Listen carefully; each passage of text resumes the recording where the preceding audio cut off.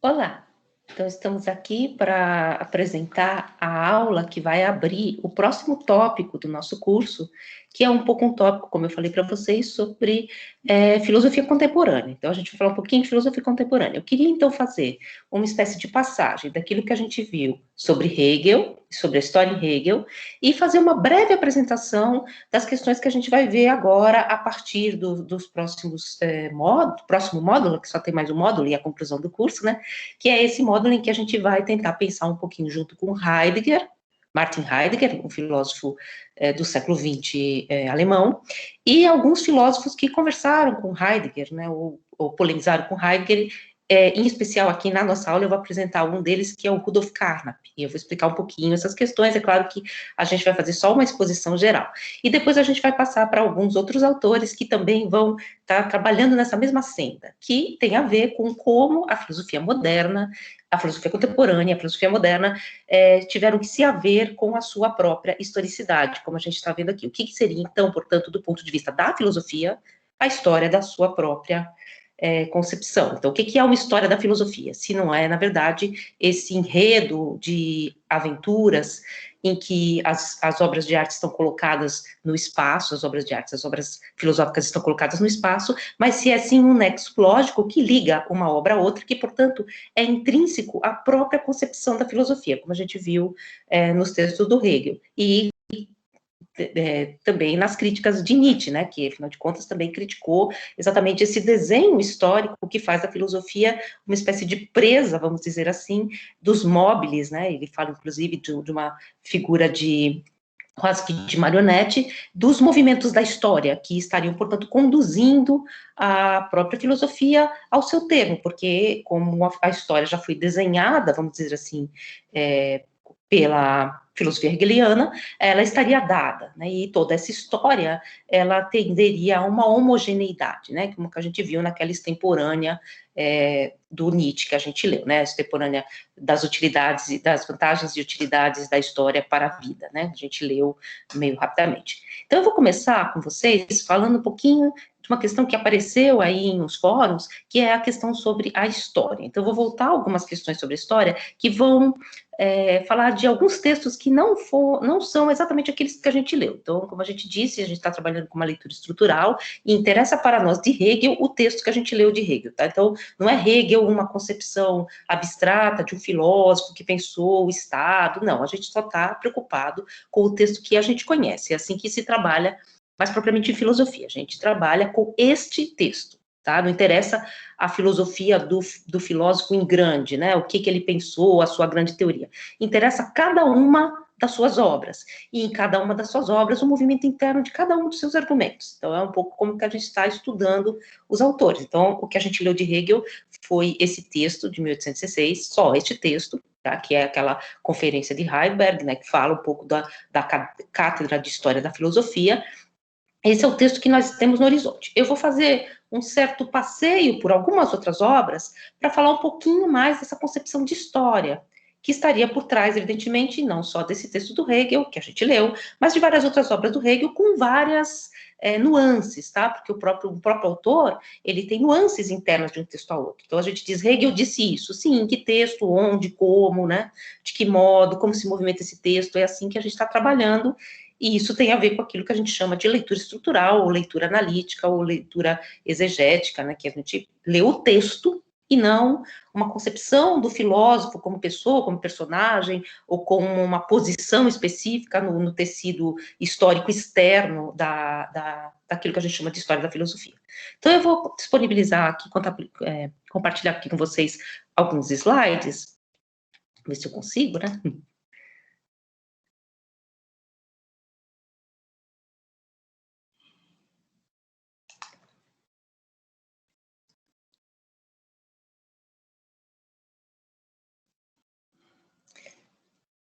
Ok, então, a história em Hegel, né? Vou passar aqui para vocês. Bom, a primeira questão, então, É que o Hegel, num texto que a gente vai ler, que chama Filosofia da História, que eu vou comentar aqui, é um livro, inclusive, da UNB, foi publicado pela UNB, se vocês quiserem adquirir, enfim, tá na livraria da UNB. E ele vai fazer nesse livro a Filosofia da História, então não é a história da filosofia, mas sim a filosofia da história. Percebam que há uma inversão aí, então ele está tentando pensar qual a filosofia que rege a história enquanto ciência. Ele vai pensar, então, que a história ela tem vários movimentos. Ele vai dizer que existe um movimento da história, uma forma de divisar a história, que a gente pode chamar de história original. E aí ele vai dizer que nessa história original, o fenômeno exterior é traduzido na representação interior. É deste modo que o poeta elabora o material de sua sensibilidade, para exteriorizá-lo pela representação sensorial. Certamente esses historiadores diretos também encontraram narrativas e relatos feitos por outros. Não é possível que um ser humano capte tudo sozinho. Tal como o poeta se utiliza da linguagem formal, a qual ele muito deve como ingrediente. Ou seja, esse historiador da história original é aquele cronista, aquele poeta, aquele que estava ali naquele momento e viu essa história acontecer. Então, ele dá dessa história um relato quente, um relato que tem a ver com a elaboração de um material sensível, assim, aquilo que ele viveu dessa história. Ele representa o exterior, o fenômeno exterior, portanto, traduzido por um filtro interior. E é um pouco que a gente pode pensar, sempre teve como mote os movimentos da Revolução Francesa, que a gente está tomando aqui como uma espécie de epígrafe do nosso curso, aqui os homens que participaram da tomada da Bastilha, enfim, esses homens que narraram, vamos dizer assim, de primeira mão aquilo que eles viram. Então, aqui um cronista visual, né, que está mostrando uma tomada, enfim, uma rebelião, e esses autores, eles, evidentemente, os poetas, os cronistas e esses autores de desenhos e de gravuras da época, eles vão tomar esse exterior, ou seja, esse fenômeno, no quente da hora, a partir de uma sensibilidade interior. É por isso que ele chama de poetas, inclusive, né? Esse, então, ele chama de história original. E aí ele vai falar que depois existem outros movimentos para além dessa história original. Ele vai falar da história refletida, ou seja, a primeira coisa é a história tal como eu vivi essa história, a minha sensibilidade, né, com a minha sensibilidade, em que a interioridade ela se sobrepõe, vamos dizer assim, ao próprio dado exterior que ela narra. Mas existe a história refletida, aquela história, portanto, que é vista ao longe e que, portanto, já comporta outros modos de concepção. Então, ele vai falar primeiro da história geral. A história geral é o modo de concepção mais comum que nós, pelo qual nós encaramos a história. E é aquilo que eu falei para vocês que não é exatamente o que a gente vai trabalhar no curso de História da Filosofia, que é a ideia de colocar todos os fatos numa espécie de linha vazia e homogênea, se vocês quiserem repetir um pouco aquilo que o Nietzsche critica também. Então, você vai distribuir esses fatos pelo tempo. E aí ele diz: o processo material histórico é o mais importante. Até onde o historiador chega com seu espírito, o que assinala a diferença entre espírito e conteúdo, uma história desse gênero, que pretende englobar longos períodos ou toda a história universal, precisa abdicar, de fato, da apresentação individual da realidade e reduzir-se a abstrações. É um pouco aquilo que eu falei. Claro que ele está falando da história, mas pensem nisso na história da filosofia. Se eu quero fazer uma grande história da filosofia, se eu quisesse aqui chegar para vocês num curso de um semestre, e falar de todos os movimentos históricos da filosofia, é óbvio que a gente ficaria apenas com grandes linhas gerais, que são abstrações. Eu falaria Platão, a teoria das ideias, Aristóteles, o aristotelismo, e a gente não entraria pormenorizadamente em nenhuma questão. Como diz o Hegel nesse livro, eu diria apenas assim, este ano foi todo absorvido em batalhas. Enquanto que eu sei que se eu estivesse vivendo essas batalhas, no quente da hora, cada uma dessas batalhas teria comportado vários elementos que poderiam ser narrados e avaliados.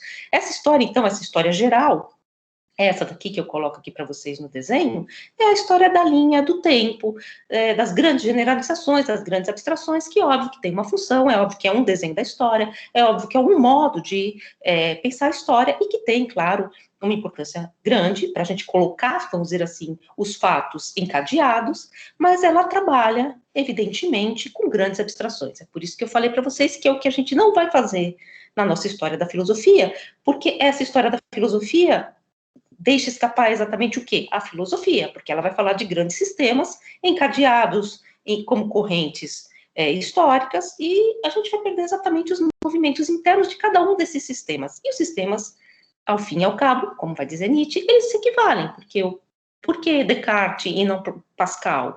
Se eles ambos estão colocados no tempo, e o tempo tem a mesma potência em todos os seus momentos, né? É um pouco aquilo que a gente leu. Então, o próprio Hegel está dizendo, existe sim esse tipo de historicidade, mas ela não é a única. E aqui eu passo para o próximo slide, que ele vai falar que é a história pragmática.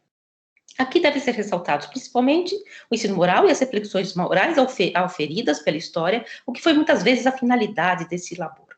Esse tipo de história pragmática era muito comum, talvez às gerações anteriores a Hegel, que era tomar a história como um conjunto de exemplos, os exempla, né? Um conjunto de exemplos, um conjunto de vidas ilustres, de vidas escolhidas, de vidas, às vezes, que eram, inclusive, comparadas, né? Você comparava a vida de Plutarco, a vida de um grande César a um outro grande imperador, e essas vidas, elas serviam, esses movimentos serviam pragmaticamente para ensinar a moral aos seus leitores. Então, ela teria essa função, que é uma função moralizante. Então, ela seria um conjunto de exemplos, de vultos nacionais. É um pouco também como se toma a noção de história, muitas vezes, numa leitura um pouco rasteira, enfim, escolar, quando a gente estuda os vultos nacionais, né, a gente está aqui, hoje é dia 21, Tiradentes, né,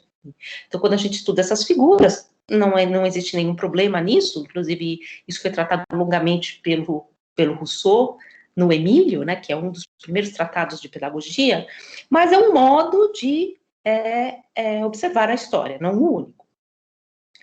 E aí ele vai falar aqui, eu trouxe para vocês a morte de Sócrates, então Sócrates, dentro dessa história pragmática, ele seria um exemplo na sua vida, não necessariamente por sua obra, mas por como ele se portou. Aqui é o momento em que Sócrates, ao final da Apologia de Sócrates, né, que é o texto de Platão que fala desse momento, ele então resolve tomar a cicuta e diz aqui no quadro do Jacques-Louis David, que na verdade é um pintor da época da Revolução Francesa, ele diz, não se preocupem, meus discípulos, a vida superior, a vida das ideias, o mundo das ideias é superior a essa que nós estamos vivendo, então é um pouco isso que está representado aqui, nesse momento que é um exemplo, né, um grande exemplo histórico para nós.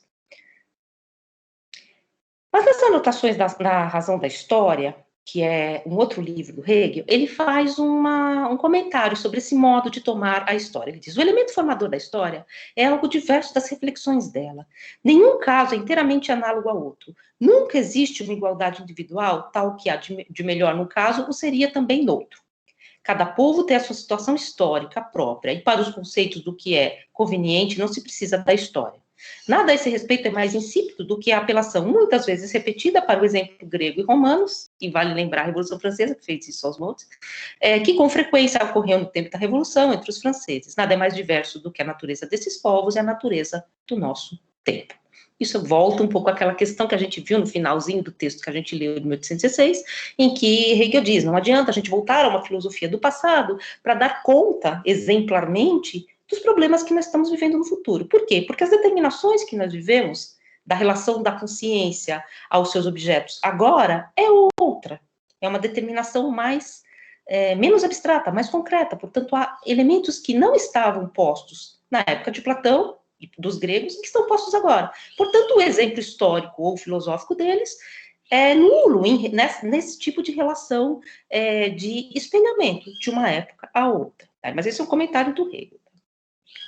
E aí a gente teria, por fim, a história crítica, ou a história da história, ou uma história judicativa, que é um pouco o que a gente está tentando fazer. Não é a história como abordamos aqui, mas uma história da história, um julgamento das narrativas históricas e uma investigação de sua verdade e credibilidade.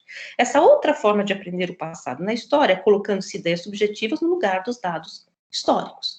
Então, um pouco, claro, guardadas as críticas que a gente também vai fazer, essa ideia de colocar a subjetividade, as ideias subjetivas, não é a subjetividade interior, porque essa questão da interioridade que se expõe na exterioridade é aquela história original que a gente viu, né, o do aqui e agora, do poeta, como ele fala, não é essa subjetividade, mas ainda assim é como se as ideias do espírito se sobrepusessem às próprias questões factuais. É um pouco o que ele diz ali naquele texto que a gente leu, né? A história, na verdade, ela é o espaço do extrinsicar-se dos objetos da consciência para que a consciência tome tome consciência, tome esses objetos como algo que não é ela, faça, então, as contas com esse objeto e transforme esse objeto num terceiro, que é o objeto como verdade, como verdadeiro, como ideia, que a gente viu um pouco no texto do Hegel, que a gente leu. E agora, então, essa aqui seria a história de Hegel. Eu só termino aqui com um slide só para a gente comentar, que é o slide do Girodet, né, do Anne-Louise Girodet, que é um pintor que foi aluno do Jacques-Louis David, que a gente viu agora, e que ele mostra, na verdade, esse momento triunfal dos heróis de uma batalha, chegando, portanto, aos deuses, né? Então, um pouco essa ideia judicativa, que é a história também vista de um outro ponto de vista. Claro que não dos deuses, evidentemente, mas vista de fora. Não o calor da batalha, não a batalha como uma grande abstração, mas essa batalha vista de fora já como um processo que trouxe as suas determinações, né? Então, essa é a concepção de história também que o Hegel está trazendo aqui para nós nesse texto. E agora eu vou cortar e a gente vai, então, para o nosso problema, que é o problema deste módulo que a gente vai inaugurar com esse com essa pequena apresentação. E esse módulo também vai ter uma função de mostrar a história um pouco a contrapelo, porque a gente vai agora falar um pouquinho da Grécia. Então, a gente começou falando de Kant no nosso curso, ao invés de começar falando dos gregos, embora a gente tenha falado um pouquinho dos gregos com a Nicole Lorat, e a gente vai voltar um pouquinho a ela agora, mas a gente não falou da filosofia grega. Então, a gente começou no momento em que a história se põe como problema. Kant, Hegel. Só que agora a gente vai ver que num outro desdobramento, que é o desdobramento da filosofia contemporânea, a própria herança grega, e essa herança grega, vale lembrar, ela está muito clara em Hegel e em Nietzsche, se vocês retomarem o texto, os exemplos são sempre retomados da filosofia grega, o que não é tão evidente em Kant, né, os exemplos gregos.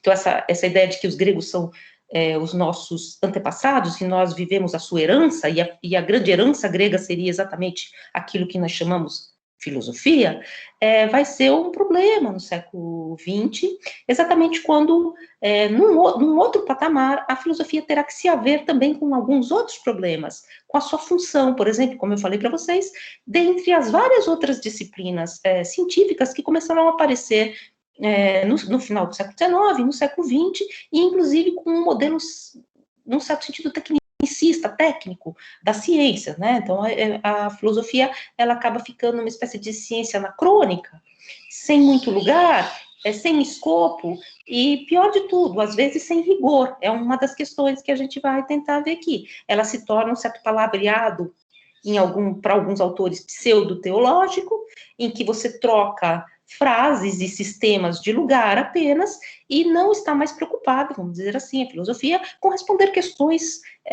do seu tempo. Ou se a gente quiser, inclusive, retomar a própria crítica que o Hegel faz à filosofia moderna, talvez valha aqui ainda, é como se a filosofia tivesse tanto medo de errar, que ela tivesse abandonado a sua própria perspectiva de dar conta da verdade, e tivesse simplesmente se contentado com ou a sua própria história, fica repetindo a sua história como uma espécie de erudição vazia, ou com uma espécie de refinamento eterno dos instrumentos do conhecimento, que também se perde em vista da potência das outras ciências, que foram tomando espaço.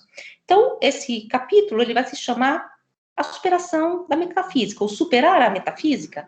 A palavra metafísica apareceu agora aqui para nós, né? Metafísica é uma palavra que serve mais ou menos como sinônimo de filosofia, tá? Metafísica é aquilo que está além da física, às vezes não ouvi muito isso, é uma palavra que não é aristotélica, não existe no grego de Aristóteles e Platão, ela veio de um bibliotecário de Alexandria, que foi classificar os livros de Aristóteles, e disse, tem um que fica depois da física, que é a metafísica, e evidentemente fica depois da física também, porque fica além da física, né, aquilo que trata não da física, mas do que a física é em essência, né, a ciência do ser enquanto ser, do ser, como vai dizer Aristóteles, isso é a metafísica, o que depois se conformou, vamos dizer assim, com aquilo que é a própria filosofia, né? Então, esse superar a metafísica, por que eu peguei esse termo? Porque há dois textos que um deles a gente não vai ler agora, tá? Porque ele é muito difícil, eu vou ler só um trechinho para vocês agora, que é o texto do Carnap, vai trabalhar exatamente com essa questão, e o título do texto é Superar a Metafísica.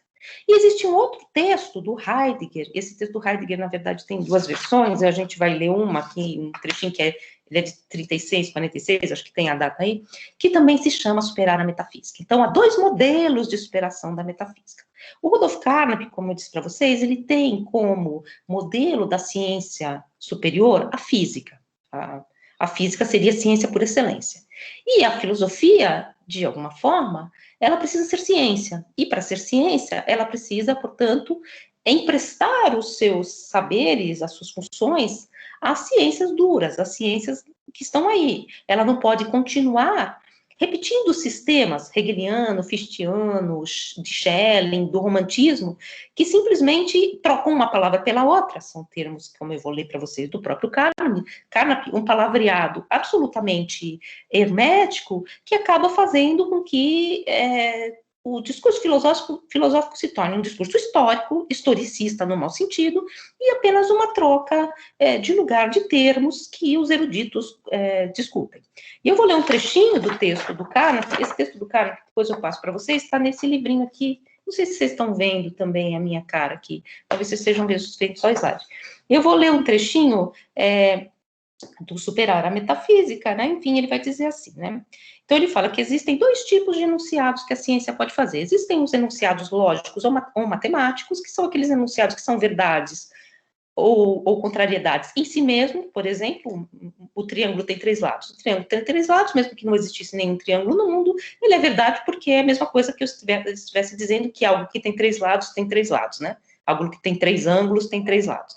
Então, é uma tautologia, enfim. Então, esses enunciados que, como diz Kant, são analíticos, né? Ou seja, eles simplesmente desdobram o predicado do sujeito. Então, eles são ou verdades ou não verdades em si mesmo, formalmente.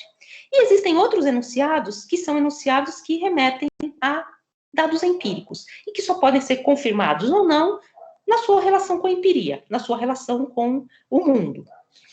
Os outros enunciados, que não são nem enunciados lógicos ou matemáticos e nem enunciados empíricos, são enunciados destituídos de sentido, porque eu não sei qual é o pacote de verdades, o pacote de conteúdos ao qual ele se refere. E aí ele diz: e com a metafísica, a filosofia, não quer nem formular enunciados analíticos, nem se instaurar no domínio da ciência empírica, ela é obrigada a empregar palavras na ausência de qualquer critério, palavras que, por isso, são privadas de significado, ou então combinar palavras dotadas de sentido, de modo que delas não resulte nem enunciado analítico, eventualmente contraditórios, enunciado da matemática. Se eu disser um quadrado tem três lados, eu disse uma contrariedade, mas é um enunciado que tem sentido e que é falso, né?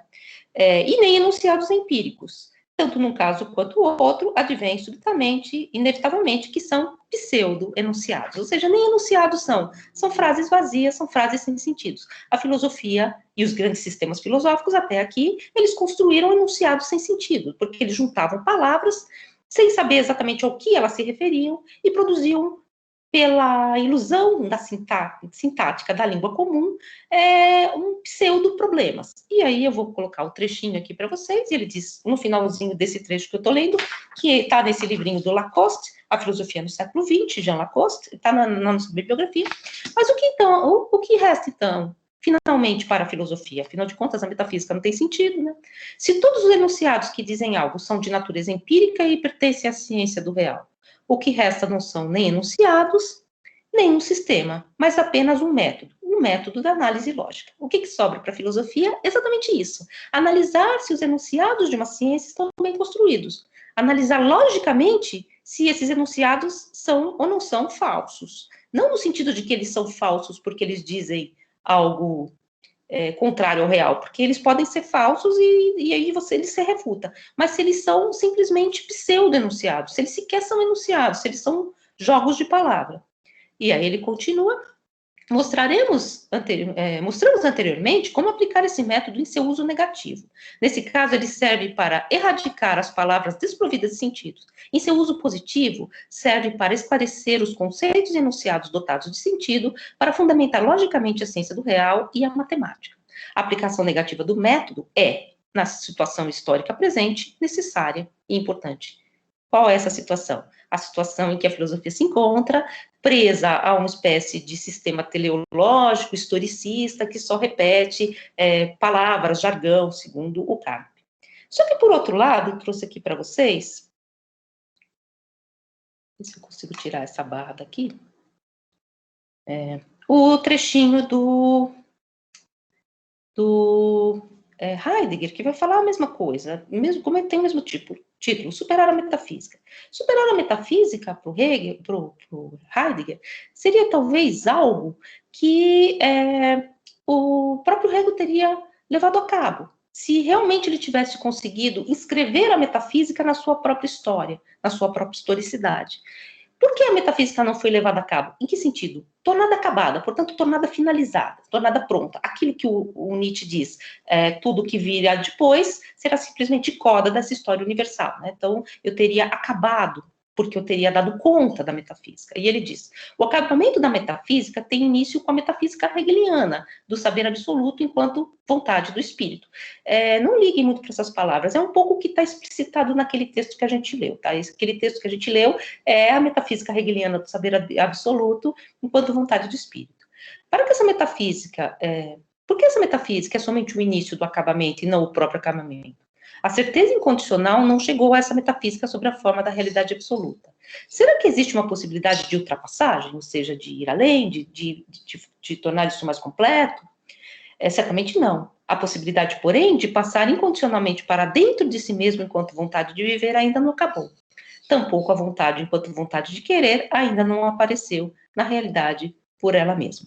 Por isso a metafísica não acabou com a metafísica hegeliana. Eu não consigo ler porque a barra está em cima, não sei se está para vocês também. Ou seja, o que para o Heidegger é a superação da metafísica? A superação da metafísica é tentar voltar a metafísica para a sua própria história. Então, ele vai dizer que o último metafísico é Nietzsche, porque faz a crítica ao platonismo. Eu vou ler aqui mais um trechinho, ele diz assim, falar da superação da metafísica também pode significar que a metafísica continua sendo o nome do platonismo.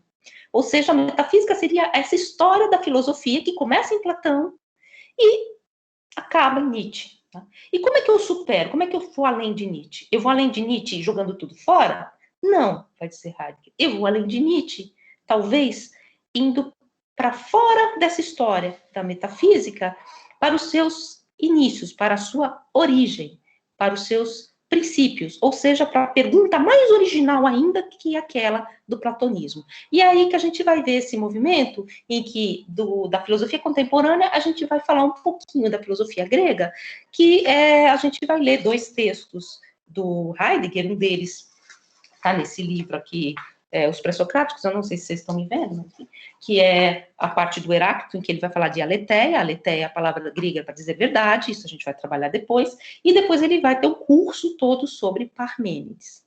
Então, que não vai agora. Travou aqui a minha apresentação, vou parar e voltar, peraí. Oi, eu aqui. E eu vou voltar à apresentação, então, aqui. Tá, ok. Tá. E aí, vou voltar aqui que a gente já viu, essa história toda, né, do Hegel, superar a metafísica, e aí a gente vai voltar, então, para o começo, para aquela deusa que está citada no poema do Parmênides. Poema de Parmênides, que chama Perifíceos, né? Perifíceos, ou em torno do que é. A tradução mais comum é sobre a natureza. Tá? Sobre a natureza é a tradução mais comum para todos esses textos que se chamam perifícios, que são vários entre os pré-socráticos. Né? Então, mas por que a gente evita? Por que eu gostaria de evitar essa tradução como sobre a natureza? Porque sobre, a ideia de sobre, é dizer algo sobre algo. Eu já estou aí numa lógica da predicação, eu já estou aí dentro de um discurso platônico aristotélico de que a linguagem fala sobre os seus objetos. Falar sobre, né? Então já é uma lógica da predicação. Isso não faz parte do próprio modo de pensar de Parmênides. Então, uma das traduções que a gente pode dar para perifíceos é acerca da físis, né? E não sobre a natureza. Peri é o que anda em torno, né? De perímetro, né? Físis é de onde vem a nossa palavra física, tá? Enfim, Tá, ótimo. E é traduzida por natureza, que é a palavra que vem do latim. Só que physis não é natureza, nesse sentido. Physis, como eu disse para vocês na tradução mais heideggeriana, é a nascividade, é aquilo que vem a ser. Então, todos nós somos physis, tudo é physis, nesse sentido de que é o grande movimento do que é.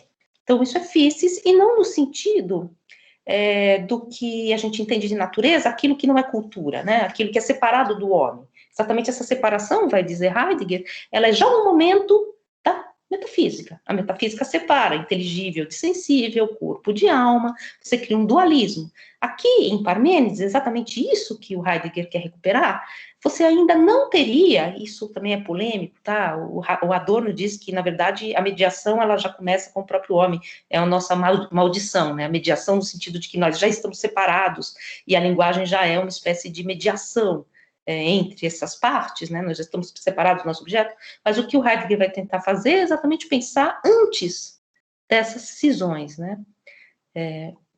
E aqui eu coloquei para vocês a figura do Auriga, né, que é essa figura grega, porque o poema do Parmênides, eu gostaria depois que vocês lessem, ele começa descrevendo um carro. Inclusive, ele descreve a roda girando nos seus próprios eixos. Eu vou usar a tradução dos pré-socráticos, como eu disse para vocês, porque eu acho ela mais bonita, mas vocês têm várias traduções, inclusive em prosa, essa é uma tradução que tenta recuperar um pouco a versificação também, é um poema, tá?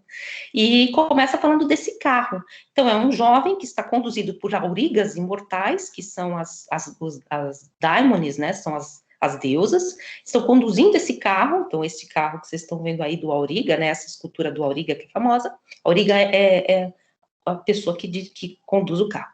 E esse carro, descrito em toda a sua verossimilhança empírica, se vocês quiserem, chega à soleira de uma porta, chega então a um limiar, chega então a uma porteira, vamos dizer assim, a uma porta. E os gonzos dessa porta, a abertura dessa porta é toda descrita muito empiricamente. E a partir desse momento, enfim, então, voltando aqui, então, o poema de Parmênides, então, como muitos dos textos pré-socráticos, ele teria, então, recebeu por título Perifícios, como eu disse para vocês, sobre a natureza, mas essa tradução que não é boa, peri, na verdade, não é sobre, é em torno, e é um pouco o que a gente vai falar. E esse carro, ele impele, então, esse jovem a deusa, nessa primeira estrofe que eu falei para vocês lerem, a gente não vai comentar aqui, que é nomeada apenas por um genérico arcaico de divindade, Daimon. Não é uma deusa específica, não é a deusa da verdade, não é a deusa Minerva, não é a deusa Atenas, é uma Daimon, é uma divindade. Ele chega, então, numa soleira, mais ou menos como aquelas portas, né, aquela soleira das portas, que são muito comuns também ao desenho da Odisseia, para quem já leu, que é assim, você chega nos domínios que são circunscritos a cada um dos senhores ou cada um dos nomes. Então, ele chega nos domínios, no limiar dos domínios de uma deusa. Já na quarta estrofe, nós já não estamos mais num lugar natural, que você reconhece com as rodas que rodam, enfim. Longe de qualquer alusão a um lugar reconhecível, nós estamos num lugar completamente estranho, que não é descrito mais com detalhes nos aspectos das coisas, os gonzos da roda girando, a porta, tal, enfim, no poema. Estamos fora do que a gente poderia dizer da experiência humana, né? Enfim. E a tentação nossa, que nós somos platônicos e metafísicos, seria platonizar. Ah, tá, ele chegou no mundo das ideias, ele saiu do mundo sensível e chegou no mundo das ideias. Então é uma ascensão, né? O carro levou para fora do mundo das ideias e abriu-se a porteira é ótimo, abriu-se a porta do limiar da sala da Deus e ele entra num outro espaço. Só que eu fazendo isso, nós estamos platonizando, é isso que vai dizer Heidegger. Então, a gente já está metafisizando anacronicamente o poema de Parmênides, que é anterior a Platão. E aí ele continua, então, mesmo então tentando não platonizar, o certo é que nós estamos em um espaço no qual a voz da deusa se ouve e apenas esse logos é uma palavra grega muito específica, depois a gente vai trabalhar com ela também, que a gente traduz por discurso, mas é uma tradução metafísica já, logos é o verbo, no princípio era o verbo, no princípio era o logos, né? Então esse logos que é voltado ao ser, portanto colado àquilo que é, o logos não tem uma separação significativa, a palavra não significa uma coisa como nós pensamos, e o que desse jovem atinge uma espécie de espaço de Talmazen, que é a palavra para dizer assombro, e vocês já vão ouvir várias vezes que a filosofia nasce do assombro, né? Então, ele atinge esse espaço, Talmazen, esse espaço assombrado. E aí, a deusa diz: ó jovem companheiro de aurigas imortais. Então, foi trazido por aurigas imortais, pelas cocheiras, né, da imortais. Tu que assim conduzido chegas à nossa morada, salve. Pois não foi mau destino que te mandou perlustrar esta via, pois ela é fora da senda dos homens. Mas lei divina e justiça, e é preciso que de tudo te instruas, do âmago inabalável da verdade bem redonda. Então, essa é verdade que é bem redonda, porque ela é fechada em si mesma. E de opiniões de mortais, que são os broton doxai, né? As doxa é uma palavra para dizer, como eu já disse para vocês, opinião em grego. Isso está lá no texto do rei. Em que não há fé verdadeira. No entanto, também isto aprenderás, como as aparências deviam validamente ser, dokimos enai, né? Então, como as aparências devem ser, tudo por tudo atravessando. Se a gente for pensar numa posição rígida entre a verdade de um lado e as coisas do outro, tal como pensa o platonismo, existe um mundo sensível e um mundo inteligível, tal como se lê o platonismo, o que a deusa estaria dizendo, traria para nós muitos problemas, porque ela está dizendo, instrua-se pela aletheia, a verdade bem redonda, que é a aletheia, depois a gente vai ver, mas também pelas opiniões dos mortais. Muito se escreveu sobre essa parte desse texto, se seria uma hipótese, se seria uma heurística, né, uma polêmica, tal. Em grego, o problema são as palavras do contas, as aparências, e dokimos enai, o ser das aparências.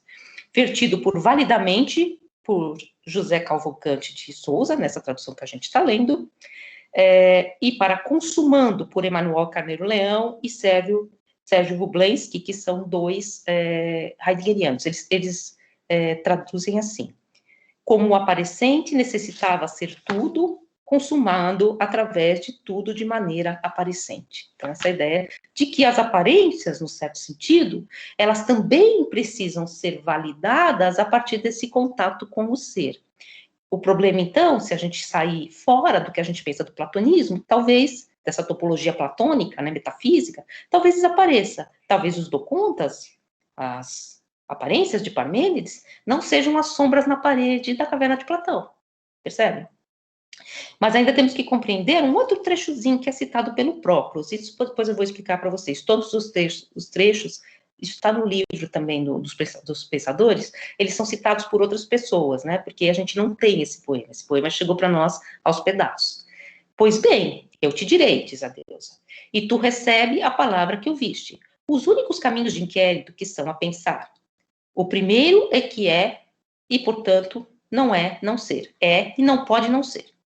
De persuasão, que é uma divindade também, a Peitó, é caminho, pois a verdade acompanha. Então, o que é e não pode não ser. O outro, que não é e, portanto, que é preciso não ser. Então, esse caminho do não ser, aquilo que não existe, aquilo que não existe, já é uma palavra muito pesada, tá? Porque você já está pensando no que algumas coisas existem e outras não, mas o não ser. Tem o ser e o não ser, o nada. Então, eu te digo, é atalho de todo incrível, pois nem conhecerias o que é, pois é inexequível, nem o dirias, não tem nem palavras para dizer o que não é, já que as palavras aqui não significam, elas são.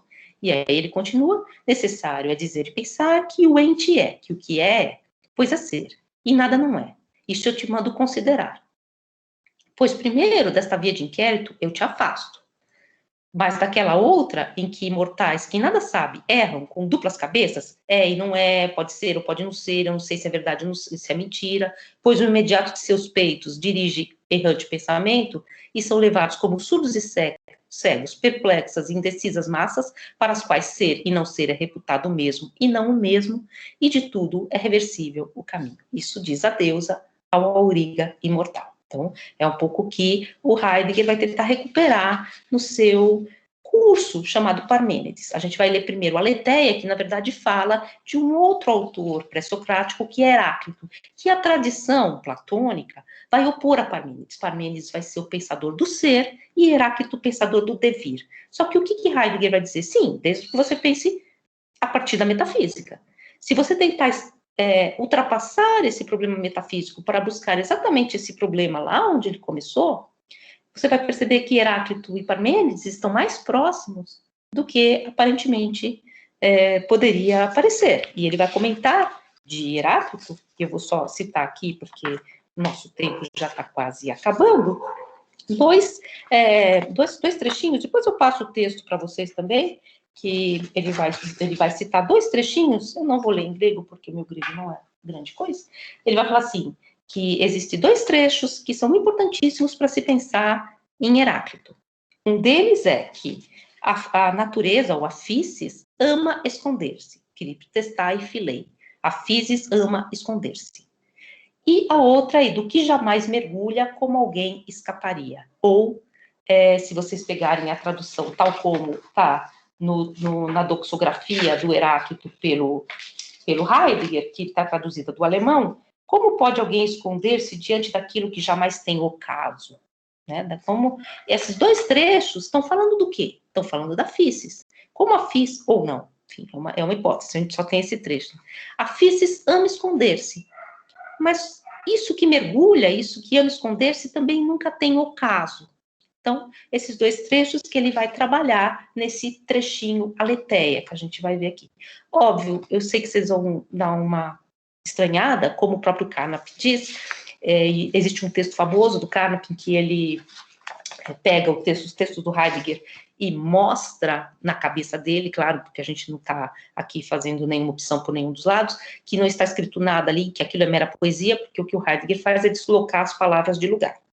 E vocês vão achar que talvez pareça um texto muito difícil de ser lido do Heidegger, mas a gente vai tentar discutir juntos. E aqui, por fim, eu coloquei para vocês só alguma coisa mais parecida com aquilo que o Hegel chama de história geral, né, que seria a localização mais histórica dessas personagens, Parmênides e Eleia, que não é de Atenas, eles são filósofos de outras cidades gregas, né, que viveu entre cerca de 530 e 460 a.C., Heráclito de Éfeso, que viveu em 500 a.C., 400 a.C., mais ou menos, Sócrates, que viveu em 469 e 399, e Platão, 428 a 328. Vocês sabem que é contado ao contrário, porque, né, a metafísica do tempo fez com que esses autores fossem pensados a partir de Cristo, que eles nem imaginavam que um dia iria nascer. Então, eles são pré-cristãos, como o Parmênides e Heráclito são pré-socráticos, né? Porque eles são pré-socráticos, é como se eles fossem um ainda não Sócrates.